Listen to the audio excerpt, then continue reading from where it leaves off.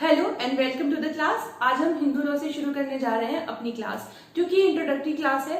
तो हिंदू लॉ में बहुत सारे एक्ट आते हैं, उन सबको कवर कर पाना नॉट पॉसिबल, बिकॉज हर एक में बहुत बहुत सेक्शंस हैं और सभी को आप किसी भी कॉम्पिटिटिव एग्जाम की प्रिपरेशन कर रहे हो उन सब में एक हिंदू लॉ के लेके बैठ जाओगे तो बहुत सारे एक्ट बन जाएंगे। तो जो भी इंपॉर्टेंट क्वेश्चंस आएंगे वो सब मैं आपको इस क्लास में इन क्लासेस के थ्रू बताऊंगी। तो अभी हम बात करें हिंदू लॉ क्या होता है, उससे पहले समझते हैं एक बहुत ही जनरल सी बात कि ये जो वर्ल्ड है, संसार है, उसमें इतनी सारी पॉपुलेशन है, उसमें इंडिया की रैंक सेकंड है और इतने सारे लोगों के बीच में इंडिया की जो पेक्युलरिटी है, जो विशेषता है वो क्या है? यूनिवर्सिटी इन डाइवर्सिटी, यानी विभिन्नताओं का देश है, उसमें फिर भी वहां पर क्या है? समानता है, यूनिटी है, एकता है। तो वो जो एकता है उसमें बात करने की बात करें हम तो बहुत लंबा टॉपिक छिड़ जाएगा, इसलिए हम उसको नहीं छेड़ेंगे। हम सिर्फ इतना बता रहे हैं कि जब यहाँ पर इतनी तरीके के लोग रहते हैं, विभिन्नता का मतलब हर धर्म, जाति, पर्सनल बिलीफ, कल्चर सबके अलग अलग होते हैं। अगर मैं हिंदू की बात करूं तो हिंदू में भी नॉर्थ से लेके साउथ तक कस्टम्स एकदम अलग हो जाते हैं। एक मैरिज की अगर आप कंसेप्ट लेंगे तो मैरिज की कंसेप्ट भी फेरे अगर बात करें जो हम 7 जो स्टेप्स होते हैं अगर हम उनकी ही बात करें तो उस पे ही जो है अलग अलग तरीके से जो है नॉर्थ से साउथ तक वो वेरिएशन है। तो इसीलिए इसके बावजूद भी हमने बात की यूनिवर्सिटी इन डाइवर्सिटी, इतनी सारी डाइवर्सिटी होने के बावजूद भी एकता है भारत में और यही इसकी विशेषता है। तो अभी हम बात करें हिंदू लॉ की स्पेसिफिकली, तो देखिए हिंदू लॉ की अगर बात करें तो हिंदू जैसा कंसेप्ट वर्ड हमारे धर्मशास्त्रों में कहीं भी मेंशन नहीं किया गया। ये तो जो कालांतर में with the passage of time invasion होता रहा, इंडिया पे आक्रमण होते रहे, आक्रमणकारी आते रहे, अपने अलग अलग नामों से इंडियन लोगों को बुलाते रहे, तो इस तरीके से वो कंसेप्ट निकल के आया हिंदू। जैसे कि पता है हमको जो एक जो इंडस सिविलाइजेशन इंडस रिवर के नाम पे बोला गया इंडो और फिर वो उसको कन्वर्ट होते होते वो हो गया हिंदू, ये भी माना गया और ये भी माना गया कि सिंधु वैली था तो उसको सिंधु की जगह उसको हिंदू बोल दिया गया। इस तरह से वर्ड आया हिंदू और कंट्री का नाम बन गया हिंदुस्तान, लोग जो रहते थे बन गए हिंदू। और ये जो बात हुई ये तो हो गया हिस्ट्री की, किस तरीके से हिंदू वर्ड आया हमारे सामने। अब हम बात करें लॉ की, तो हिंदू लॉ क्या था? देखिए हिंदू लॉ जब हम बात करते हैं तो अभी मैंने आपको बताया धर्मशास्त्र में ऐसा कोई वर्ड हिंदू नहीं था, क्योंकि तब धर्मशास्त्र के हिसाब से एक ही धर्म हुआ करता था हिंदू। तो उसमें ये बात कर रहे हैं हम कि जब धर्म की बात कर रहे हैं तो उन्होंने हिंदू लॉ में कंसेप्ट जो है ये बहुत बाद में आया, ब्रिटिशर्स लेके आए। उससे पहले इंडिया में कंसेप्ट हुआ करती थी धर्म। धर्म का मतलब होता है what is right and what is wrong. जिसको धर्म शास्त्रों में सही बताया गया वो तो धर्म है और जिसको सही नहीं बताया गया वो अधर्म है।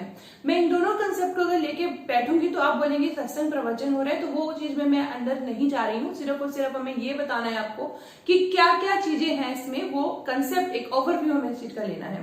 तो अभी मैंने आपको बताया कि धर्म में जो चीज परमिसिबल है धर्मशास्त्रों में वो धर्म है और जो चीज परमिसिबल नहीं है वो अधर्म है। धर्मशास्त्र हमारे पास वेद है, उपनिषद है, रामायण है, महाभारत है, भागवत गीता है, तो ये सब चीजें। अभी धर्म का जो कंसेप्ट है वो अलग अलग तरीके से बताया गया। धर्म को ड्यूटी भी समझा गया, कर्तव्य भी समझा गया। जैसे एक पिता का पुत्र के प्रति, पुत्र का पिता के प्रति क्या कर्तव्य होता है, एक डॉक्टर होता है तो उसका पेशेंट के प्रति क्या कर्तव्य होता है, पुलिस है तो उसका क्या कर्तव्य होता है, राजा का प्रजा के प्रति, प्रजा का राजा के प्रति क्या कर्तव्य होता है। और कर्तव्य के हिसाब से अगर इंसान काम करेगा तो वो न्याय जो है न्याय कर रहा है और वो मोक्ष का अधिकारी होता है। कर्तव्य के हिसाब से नहीं करता है तो वो उसको नरक में जाना पड़ता है। ऐसा पूरा कंसेप्ट है हमारे धर्मशास्त्रों में। तो अभी हम बात करेंगे कि हिंदू लॉ आया कहां से। मैंने बताया हिंदू लॉ ऐसा कोई कंसेप्ट नहीं है हमारे जो वेदास या उपनिषद है, ये तो कालांतर में with the passage of time Britishers की इन्वेंट की हुई चीज है।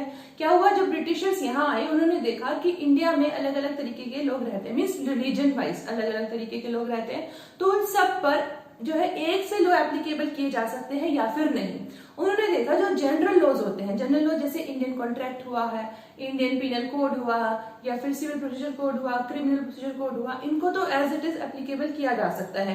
क्योंकि एक व्यक्ति जब एक बिजनेस करने जा रहा है तो वो बिजनेसमैन है, वो हिंदू मुस्लिम सिख ईसाई ऐसा नहीं है, वो क्या है, सिर्फ एक बिजनेसमैन है। किसी व्यक्ति ने कोई क्राइम किया तो उसे जाति या धर्म नहीं पूछा जा रहा, उसने क्राइम किया वो क्रिमिनल है, ऐसा, ठीक है। तो लेकिन जब पर्सनल बिलीफ, पर्सनल वैल्यूज, अपनी मान्यताएं, अपने विश्वास की बात आ जाती है तो उसके साथ कोई छेड़छाड़ नहीं कर सकता। ना तो व्यक्ति अलाउ करता है ना ये राज्य कर सकता है। तो इसीलिए इंडियन कॉन्स्टिट्यूशन में सेक्युलरिज्म वर्ड आया कि जो धर्मनिरपेक्षता की बात करी कि इंडिया का अपना कोई रिलीजन नहीं है, जो लोग हैं उनकी स्वतंत्रता है कि वो अपने अपने रिलीजन अपने अपने विचारों के हिसाब से अपनी लाइफ चला सकते हैं। तो यही बात ब्रिटिशर्स ने भी देखी थी कि जो इंडिया है वहां पर अलग अलग तरीकों के धर्म के लोग रहते हैं और उन सबके जो बिलीफ सिस्टम है उनको हम छेड़ नहीं सकते, क्योंकि इंडिया का जो कंसेप्ट था वो ये था सब लोग तो मिलजुल के रहते। तो ब्रिटिश का कंसेप्ट ये था कि इन सब के ऊपर हमें रूल करना है। तो उन्होंने बोला अगर हम इनको छेड़ देंगे तो क्या होगा, ये हमारे अगेंस्ट हो जाएंगे। तो उन्होंने बोला कि हिंदू जो लोग होंगे, जब हिंदू पार्टीज होंगी आपस में कुछ विवाद होगा तो कैसे होगा, वहां पे उसके लिए उन्होंने हिंदू लॉ बना दिए, जो मुस्लिम्स होंगे उनके लिए मुस्लिम लॉ बना दिए। अभी हिंदू लॉ का बेस था, हिंदू के जो धर्मशास्त्र है उनको मान लिया था और मुस्लिम्स के शरीयत के अकॉर्डिंग चलाए थे। तो ये सब वहां से कंसेप्ट निकल करके आया था। अब जब हिंदू लॉ की बात करूं तो हिंदू लॉ में हमारे पास अभी के लिए पढ़ने के लिए जो अब एक्ट है बहुत सारे हैं, क्योंकि जब हम बात करते हैं पर्सनल बिलीफ की तो उसमें जो मैटर आते हैं मैरिज से रिलेटेड आएंगे, अडॉप्शन से रिलेटेड आएंगे, मेंटेनेंस से रिलेटेड आएंगे, सक्सेशन उत्तराधिकार के राइट होंगे। तो ये सभी से रिलेटेड अलग अलग एक्ट बन गया। Hindu marriage act 1955, Hindu succession act, Hindu adoption and maintenance act, ये सारे एक्ट जो बनकर के आए ये सब हिंदू लॉ को कंप्राइज करते हैं, हिंदू लॉ को बनाते हैं। अब हम बात करते हैं कि ये कंसेप्ट आता है कि हिंदू कौन होता है। देखिए जनरली ये बिलीव किया जाता था कि एक व्यक्ति जो पैदा होता है एज ए हिंदू वही हिंदू है, लेकिन ये भी बाद में समझ में आया कि सिर्फ एक व्यक्ति पैदाइश के साथ यानी जन्म के साथ ही वो हिंदू बन के आता है तो वो नहीं है। कोई व्यक्ति चाहे तो बाद में भी जन्म के बाद कन्वर्ट करके अपने आप को भी हिंदू बन सकता है, तो कन्वर्जन के थ्रू भी हिंदू बना जा सकता है। बोर्न ही नहीं होते, हिंदू बनाए भी जाते हैं। ये चीज कंसेप्ट हमारे पास सामने आई बाद में।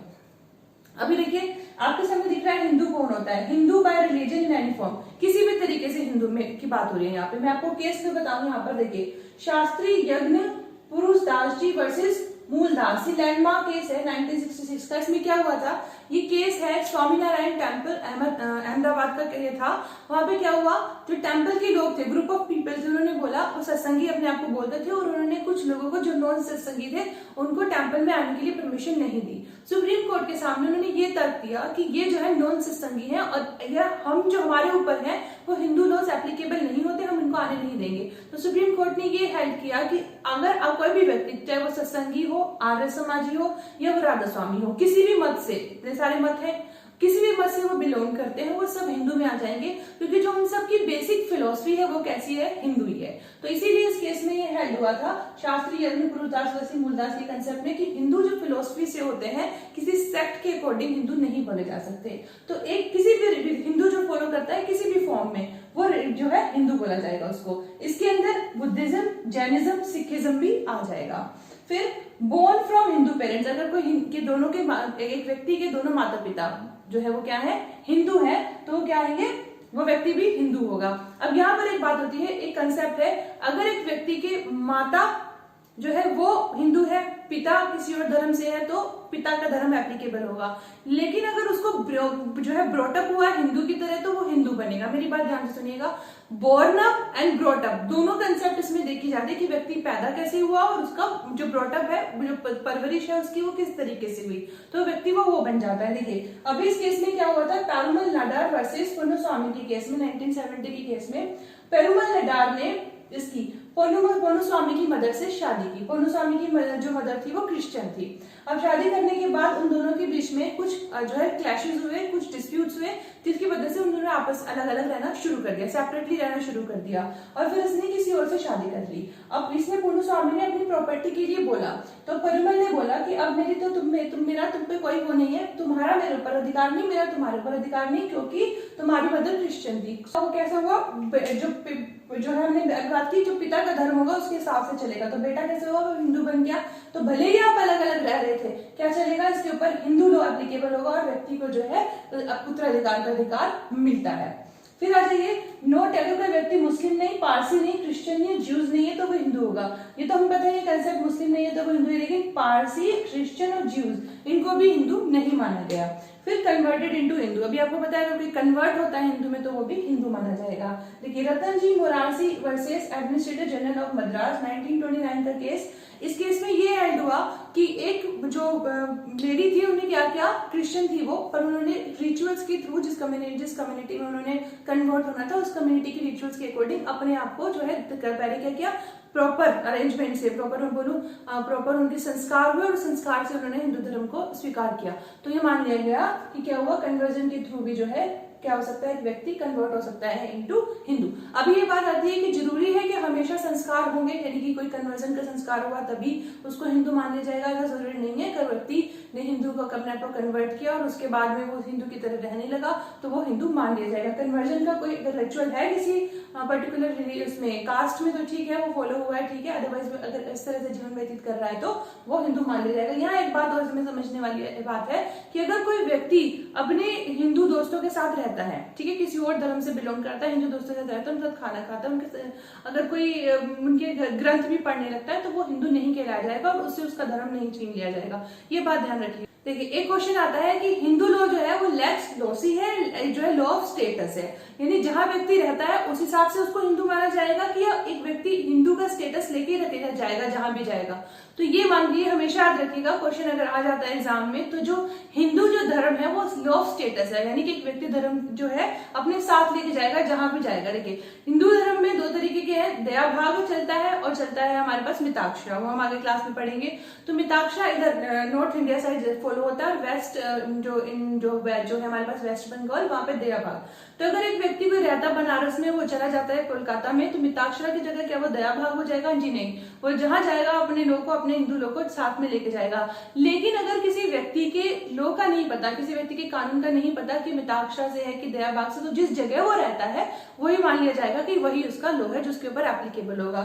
यही केस में बलवंत राव वर्सेस बैजय राव 1921 में हेल्ड हुआ था कि जब व्यक्ति का नहीं पता हो कि किस जो है धर्म से बिलोंग करता है, या कि कौन से प्रिंसिपल उसके ऊपर एप्लीकेबल होंगे, कौन सा स्कूल एप्लीकेबल होगा हिंदू लोग का, तो उस केस में जिस जगह व्यक्ति रहता है उसी व्यक्ति को उसी जगह के कानून, उसी जगह के नियम, उसी जगह का स्कूल को मान लिया जाता है कि वो व्यक्ति उसी स्कूल से बिलोंग करता है। तो ये आपको समझ में आ गया कि हिंदू रिलीजन क्या है, हिंदू कौन होता है, और हिंदू कहाँ से, जो लॉज आए वो कहाँ से है, धर्मशास्त्र से आते हैं। और जनरली अभी हम पढ़ेंगे जब आगे क्लासेस में तो स्कूल्स पढ़ेंगे, स्कूल्स ऑफ हिंदू लॉ के आते हैं। और अभी मैंने आपको बताया कि हिंदू मैरिज एक्ट की जितने भी इंपॉर्टेंट चीजें होंगी, सक्सेशन एक्ट, मेंटेनेंस, जितनी भी अडॉप्शन से रिलेटेड चीजें होंगी, वो सब हम इंपॉर्टेंट सेक्शन जो प्रीवियस ईयर्स में डिफरेंट एग्जाम्स में आ चुके हैं वो हम डील करेंगे वन बाय वन। तो I hope you like the class. If you do then please don't forget to share and subscribe and be there with me, because जल्दी जल्दी फटाफट मैं कोशिश करूंगी कि जितने भी सिलेबस हैं आपका सब कवर हो जाए। Thank you so much, thanks a lot, keep learning and keep smiling.